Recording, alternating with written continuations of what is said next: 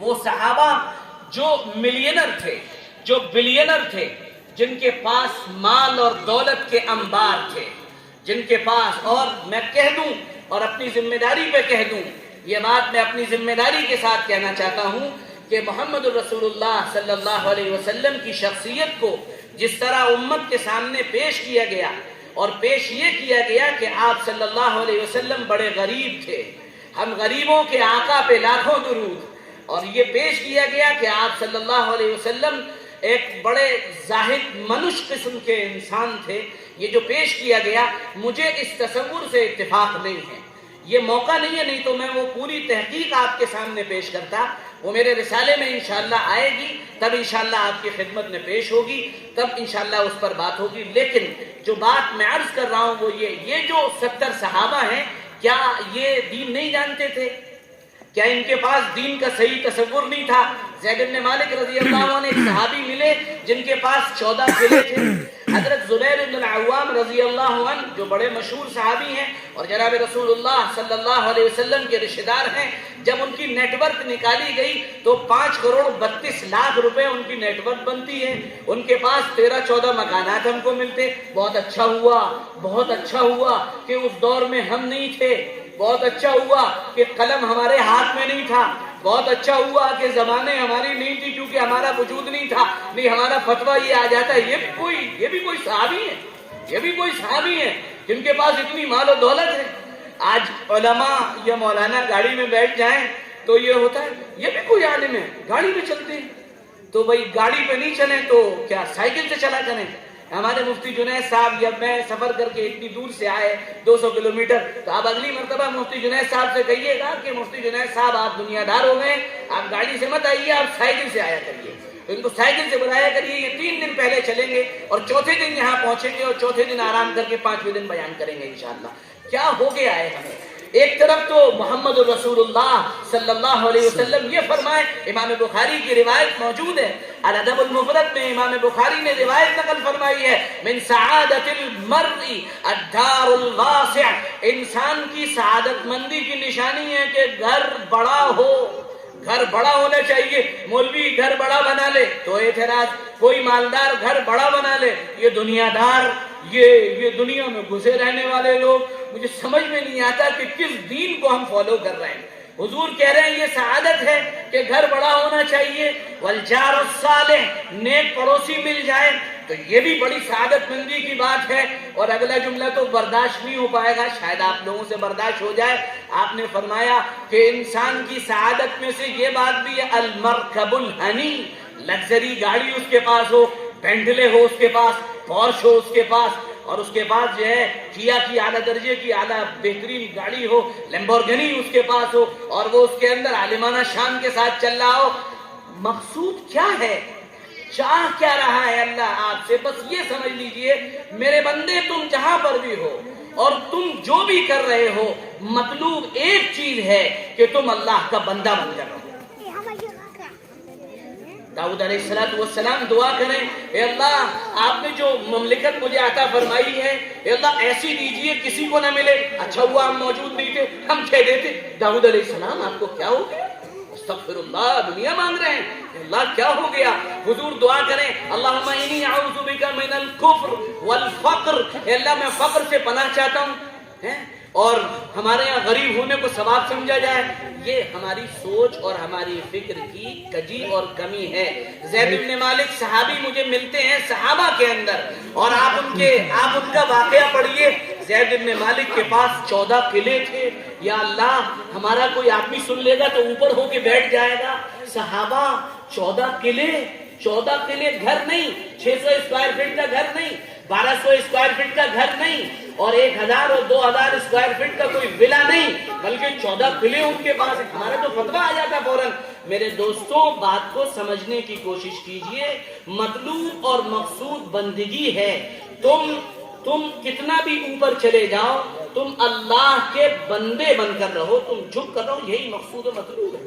یہ فکر جب ہمارے درمیان سے نکلی تو ہم نے پیسے کو خیر سمجھنا بند کر دیا، ہم نے پیسے کو خیر سمجھنا بند کیا۔ نتیجہ یہ ہوا کہ ہم قرآن کی تعلیم سے منحرف ہوئے، وَإِنَّهُ لِحُبِّ الْخَيْرِ لَشَدِيدٌ، قرآن تو یہ کہے کہ اس انسان کے دل میں خیر، سارے مفسرین نے خیر کی تفسیر مال سے کی ہے.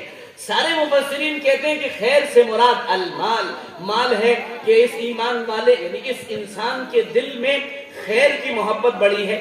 یہ جتنے لوگ یہاں بیٹھے ہیں قسم کھائیے میرے سامنے بیٹھ کر، آپ کے دل میں محبت ہے کہ نہیں ہے پیسے کی؟ 500 روپے کا نوٹ اور 500 روپے کی گڈی جب اوپر آتی ہے نماز میں بہت مزہ آتا ہے، آتا ہے. آپ انکار کریں تو بھی آئے گا مزہ. مفتی صاحب بیٹھے ہیں، میری بات کا انکار کریں تو بتائیے بتائیے منع کیا کیا گیا ہے؟ منع کیا یہ گیا ہے کہ تم اپنے اس مال کا غلط استعمال مت کرو، بلکہ مال کا صحیح استعمال کرو. صحیح استعمال کیا ہے؟ اس کو اللہ کی راہ میں خرچ کرو. ایک صاحب میرے پاس آئے، اسباب سے کچھ نہیں ہوتا. میں نے کہا اچھا، میں نے کہا آپ نئی بات بتائی بالکل. میں نے کہا اب آپ منڈی جائیے، بازار، اور بازار جا کر 1 کلو سیب، 1 کلو کیلے، 2 درجن جو ہے انگور وغیرہ جو بھی جو ملتا ہو وہ لیجئے.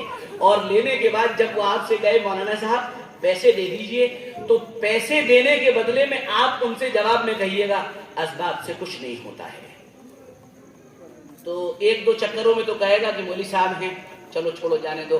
تیسرے چکر میں کہے گا مولانا صاحب آگے والی دکان دیکھ لیجیے گا، آئندہ یہاں مت آئیے گا.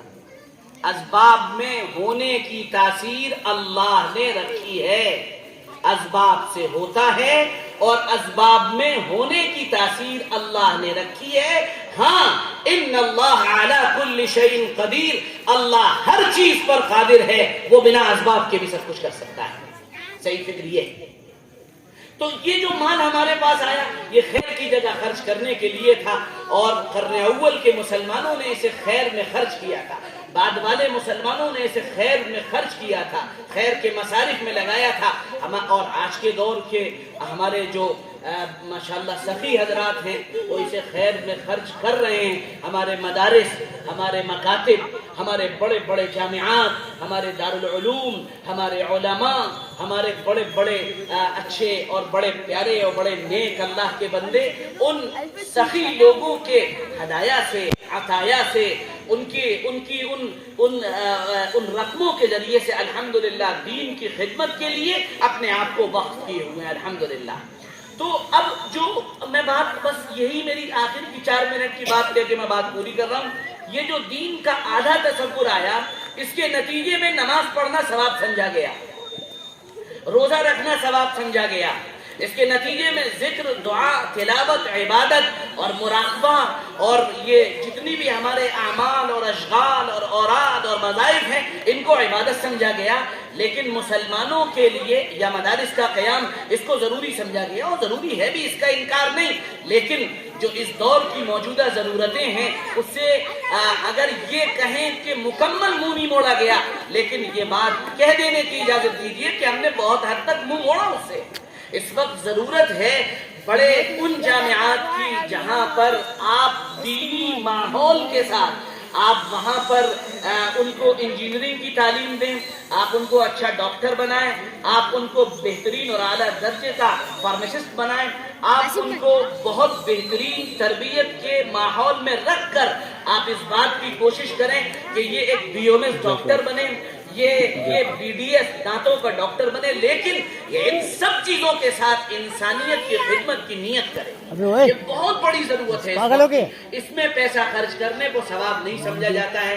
حالانکہ کورونا کے اندر مجھے آپ کے یہاں کے احوال نہیں معلوم، کورونا سے پہلے این آر سی اور سی اے کا جو دنگا ہمارے شہر میں ہوا تھا، 10 نوجوان اس کے اندر شہید ہوئے تھے. اور میں آپ کو بتاؤں جن نوجوانوں کو گولیاں لگی تھی فیروز آباد کے کسی اسپتال میں ان کو اندر جانے کی اجازت نہیں دی گئی تھی، کیونکہ پولیس نے وہ گولیاں خود نہیں چلائی تھیں بلکہ اپنے ہرکاروں سے اور اپنے ملنے والوں سے اور ان لوگوں سے جن کا نام آپ سب جانتے ہیں ان کے ذریعے سے چلائی تھی. اور 10 نوجوان شہید ہوئے تھے.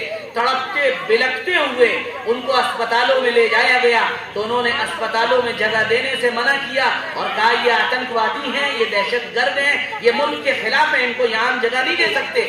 ہم اب بھی سو رہے ہیں، ہمارے پاس ایک خون جانچنے کی اپنی ایک خون جانچ کیندر ہمارے پاس موجود نہیں ہے. ہم بھکاری اور دریوزہ گھر بنے ہوئے ہیں دوسروں کے، اور ہم خواب دیکھتے ہیں حکومت کرنے کا، ایسے کچھ ہونے والا نہیں ہے۔ اور میں بالکل صاف بتا دوں، جب تک ہمہ جہد آپ محنت نہیں کریں گے، جب تک مکمل طور سے آپ ہر فیلڈ کے اندر ماہرین کو تیار نہیں کریں گے اور پھر ان کی اسلامی تربیت نہیں کریں گے، یاد رکھیے آپ بھکاری کے بھکاری رہیں گے، آپ ہاتھ پھیلانے والے رہیں گے۔ لوٹ جائیے، پیچھے لوٹیے، محمد رسول اللہ صلی اللہ علیہ وسلم کے دور میں لوٹ آئیے۔ آپ اس دور میں دیکھیے رفیدہ الخزرجی، یہ ایک صحابیہ ہیں، آپ کو ان کے حالات میں ملے گا۔ یہ وہ صحابیہ ہیں جن کی موبائل کلینک تھی، یہ غزوات میں اپنا پورا ساز و سامان لے کر جایا کرتی تھی، زخمیوں کو پٹی کرنا، ان کو دوا دینا، ان کے زخموں پر مرہم رکھنا، یہ ان کا کام تھا۔ اما عائشہ نے ان سے طب کی تربیت لی ہے، آپ کو سیرت کے اندر مل جائے گا۔ آپ کو ملے گا ولید ابن عبد الملک کے دور میں اسپتال پہلا کھولا گیا، جہاں کوڑی لوگوں کو رکھا جاتا تھا، جہاں اندھوں کو رکھا جاتا تھا، کوڑیوں اور اندھوں کو رکھ کر ان کو باقاعدہ پیسے بھی دیے جاتے تھے۔ کام کرنے والے طبیب جو تھے، ان طبیبوں کو بہترین تنخواہیں دی جاتی تھیں۔ اور آگے چلیے، آپ ہارون الرشید کے دور میں پہنچیے، وہاں آپ کو اسپتالوں کی لائن نظر آئے گی۔ اور آگے چلے جائیے، عباسی دور میں آگے بڑھیے، المعتضد کے دور میں، یہ صرف بغداد کے اندر آپ کو ایک نہیں درجن بھر اسپتال مل جائیں گے۔ یہ آپ کا کام تھا۔ آخری بات کہہ کے بات ختم کر رہا ہوں، ہمارے یو پی کے الیکشنز کے ذریعے سے یہ بات ثابت ہو چکی ہے کہ اس وقت آپ کی محنت کا میدان بہت دوسرا ہے۔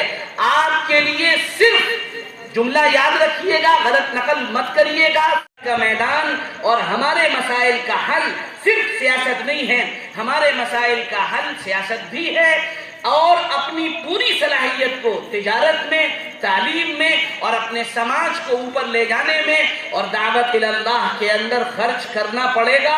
جب تک آپ ان سے حق مانگیں گے، یہ آپ سے حق کے نام پر لڑیں گے، اریٹیٹ ہوں گے، یہ آپ سے بددل ہوں گے، یہ آپ سے دور ہوتے چلے جائیں گے۔ جب آپ اتنی صلاحیت پیدا کر لیں کہ آپ اس حق کو لینے والے بن جائیں، اور یہ کب ہوگا؟ جب آپ کے اندر صلاحیتیں پیدا ہو جائیں گی، تب یہ ماحول ہوگا کہ یہ بزم میں ہیں، یہاں کوتاہ دستی ہے محرومی، جو بڑھ کر ہاتھ میں لے لے یہاں مینا اسی کا ہے۔ تب یہ ماحول بنے گا، اور اپنی پوری توجہ اگلے 10 سال تک کے لیے اپنے آپ کو خاموش کر لیجئے، چپ بیٹھ جائیے، اور اپنی تعلیمی سرگرمیوں پر، اپنی تجارتی سرگرمیوں پر اور اپنے سماج کو محنت کا میدان بنا لیجئے۔ 10 سال کے بعد جب آپ واپس آئیں گے، 10 سال کے بعد جب آپ لوٹیں گے، آپ یاد رکھیے گا، ان 4 چیزوں کو محنت کا میدان بنانے کے بعد جب آپ واپس آئیں گے تو آپ ایک الگ رخ کے ساتھ واپس آئیں گے، آپ کا رخ الگ ہوگا۔ یہ تاریخ کی سچائی ہے، یہ بہت بڑی حقیقت ہے جسے میں آپ کے سامنے بیان کر رہا ہوں کہ دنیا کا ایک صحیح اور جامع تصور اپنے اندر لائیے، دین کا مکمل اور صحیح فہم اپنے اندر پیدا کیجئے، اور پھر اس کے بعد قدم بڑھائیے، آگے نکلیے، اور اپنے گھر والوں کے